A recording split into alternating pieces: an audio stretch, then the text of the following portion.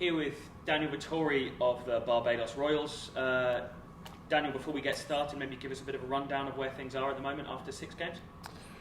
Yeah, it's obviously been a tough start with being 1-5, but I think like most franchise tournaments, teams look back and can see 2 or 3 games that they could easily win, and that's probably our scenario at the moment, that we've got a bit of regret over a few close games, but we also know that because the tournament's so tight and so compact, that a couple of wins can make you look a hell of a lot different. And I suppose that's the attitude that we'll take into our last 4 games. There's been some positives so far. Azam Khan's looked good. Mohamed Amir, when he's fit, has looked good. O'Shane has been bowling with real pace. That must be pleasing. Yeah, I think we've bowled pretty well throughout the tournament. I think we've put ourselves in a chance in most games with our bowling performances. There's been sort of a rhythm to most of our games in terms of the way we've batted and then fought back with the ball and giving ourselves a chance and not being able to quite finish it off. So there are some positives there. I mean, I think back to Joshua Bishop as well. In his 1 game before he got concussion, he bowled so well.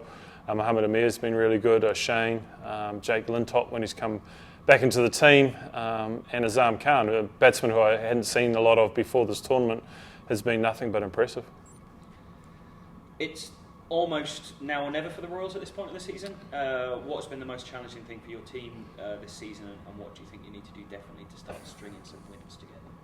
Well, we just haven't got off to starts as a batting unit. I think most power plays we've sort of been 30 for 3, and then after 10 overs we've been 60 for 4, and that puts a lot of pressure on the middle order and tail to get the job done. And we've managed to do it a couple of times, but it is hard when you consistently put yourself in that position. So the wickets haven't been easy, but teams have managed to find a way to be in better situations, because I think once you have 2 set batsmen, you can make advantage of this wicket and make advantage of the size of the ground and take on some bowlers. So I think that's the things that we have been looking at and will continue to as the tournament goes on.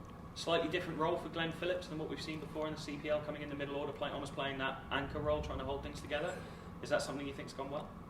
Well, he started off opening, and it's interesting talking to Glenn that over the last sort of 2 to 3 years, apart from the CPL, he sort of bats in the middle order most of the time. So I know the CPL has been so successful with Jamaica in the past, but I think it's actually something he feels way more comfortable with, and it's a role he's performing with New Zealand, and he did it in the 100 ball recently. So we don't really want him to be an anchor. We want him to be able to capitalise on a good start, and because of his aggressive nature, the way he takes on spin, the way he runs so hard, and his boundary hitting, we think he can be pretty devastating, and that's the role he's performed for a number of teams. Is there anything you're thinking of in terms of the squad that you've got, in terms of mixing things up to try and get those wins that you were talking about? Yeah, I mean, you're always looking at options. I think we've changed a few things in terms of bringing Patel in, and his first good game was exceptional for us. We've had a bit of chop and change with some of our bowling and trying to get our under-23 players in, and Naeem Young and Josh Bishop, who have been fantastic in the games they've played. So there is a little bit. There's a few injury concerns with Mohamed Amir and Joshua Bishop as well. So we're just trying to find that perfect combination that can get us a win and get us on a roll. You've got 2 points from 6 games so far, 4 games left. That gives you the potential of having 8 more points, right? Yes. 10 has traditionally been enough. I mean, have you started thinking about maths in terms of what you need to do to try and get one of those 4 qualification spots? I think we'll take the win and then see where we go from there. I think Glenn was telling us the other day that Jamaica qualified, I think, with 2 wins and a rain out last year. So I don't think it'll be quite that sort of extremes this year. But I think 5 wins will get it done. But 5 wins seems a long way for us at the moment. So we have to concentrate on the game against Guyana tomorrow. And if we get that win, then we can start looking ahead. Smith Patel came in and did very well in that first innings. Looked good until he got out in the second game. Someone you've been pleased with so far?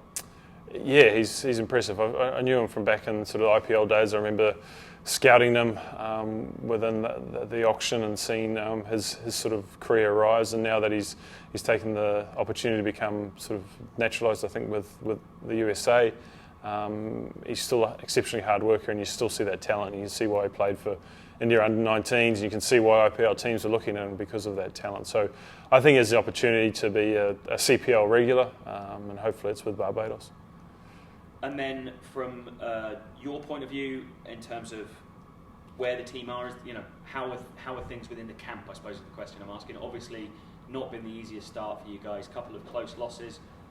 How are you feeling as things stand at the moment? Yeah, look, I think in franchise cricket that the only currency is winning, so it's hard to manufacture things when you've lost some games. But they're a good bunch of guys, and they have tried to hold it together in terms of staying positive and staying focused on that next game. And so far, so good with that. I think it's always difficult when you're losing close games. The energy within the group can drop away pretty quickly, but so far Jason's done an amazing job of keeping the guys together. They're a very, very tight group, and the overseas players have added a lot in terms of their energy and their understanding of situations. So ask me again after the next game, see where we're at. Vettori of the Barbados Royals, thank you very much. Cheers, thank you.